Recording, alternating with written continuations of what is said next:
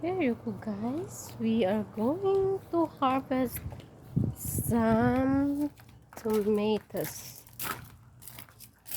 because they are really ripe now. There you go. It's time to harvest.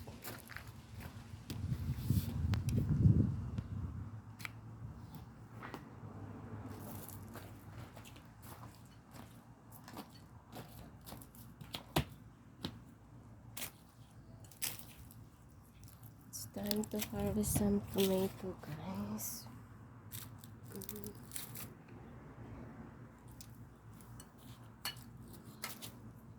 They are already ripe.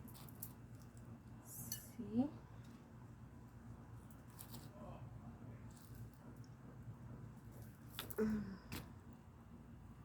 Mostly of them are ripe. There. It's tomato. They are cherry tomato, guys. They are good just to eat. Harvesting is always good.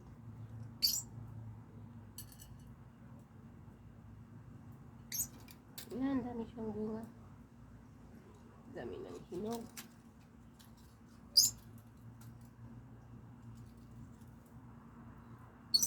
Yung iba nga. Mga hinog na siya, guys. Mostly hinog na siya. Ang bilis nila na hinog.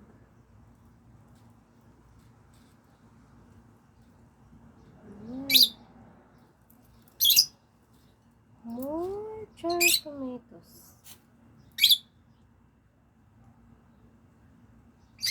Wala akong dalang ano eh. Scissor ba? Yun na siya, guys. Dami na. Dami na nila. Ayan. So, hinog na yan.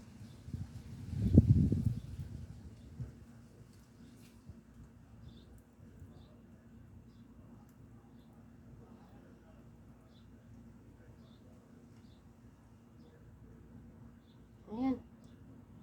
Dami ng hinog. Sarap siyang kainin lang ba? Sausaw sa patis. Sure yung birds ko gustong kumain. Kumakain sila ng mga fruits and vegetable. Kaya for sure gusto nilang kainin ito, guys.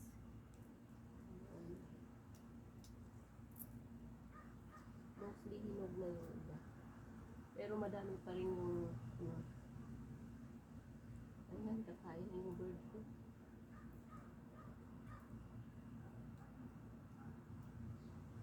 You want to eat, cutie?